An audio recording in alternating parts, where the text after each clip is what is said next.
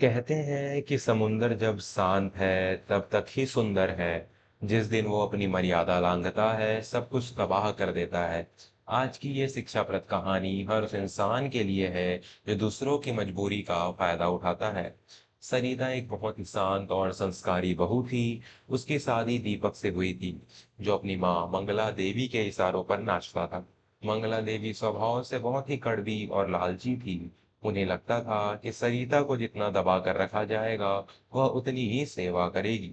सुबह 4 बजे से रात के 12 बजे तक सरिता कोल्हू के बैल की तरह काम करती।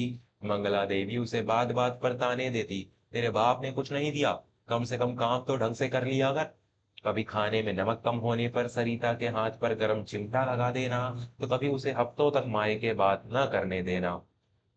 दीपक सब देखता पर अपनी माँ के डर से कुछ न बोलता।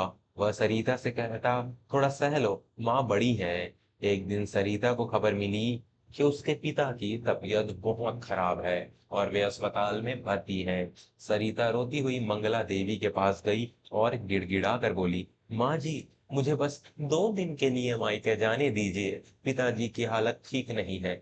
मंगला देवी ने चाय का घूंट लिया और ठंडे स्वर में कहा, मरने दे बुढ़े को, यहाँ घर का काम कौन करेगा। और हाँ, अगर तू इस चौखट से बाहर गई तो वापस आने की सोचना भी मत। दीपक ने भी कह दिया, सरिता माँ सही कह रही है, इस वक्त जाना ठीक नहीं। सरिता के भीतर की ममता और सम्मान उस पल मर गया। उसने अपनी आंखों के आंसू पोंछे और रसोई में चली गई। उसने शांति से खाना बनाया और सबको खिलाया। अगली सुबह जब मंगला देवी उठी तो उन्होंने देखा कि घर के बाहर बहुत भीड़ लगी है और पुलिस आई हुई है। सरिता अपना बैग लेकर बाहर खड़ी थी। मंगला देवी चिल्लाई, ये क्या तमाशा है। पुलिस ऑफिसर ने कहा, श्रीमती मंगला देवी, आपकी बहू ने आप पर और आपके बेटे पर घरेलू हिंसा, डोमेस्टिक वायलेंस और बंधक बनाने का केस दर्ज कराया है।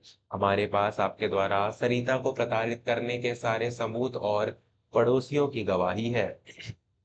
सरिता ने अपनी सास की आंखों में झांक कर कहा, माँ जी, आपने कहा था कि चौखट लांगी तो वापस मत आना। मैं वापस आने के लिए नहीं, आपको आपकी सही जगह दिखाने के लिए जा रही हूँ।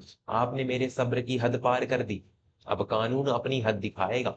दीपक और उसकी माँ को पुलिस ले गई। सरिता ने साबित कर दिया कि झुकना संस्कार हो सकता है, पर घुट घुट कर मरना कायरता है। किसी के सब्र का इम्तहान इतना भी मत लो कि वह अपनी शराफत भूलकर सदा खुदा से तुम्हारे लिए सजा मांगने लगे। सहनशीलता की भी एक सीमा होती है मेरे दोस्तों।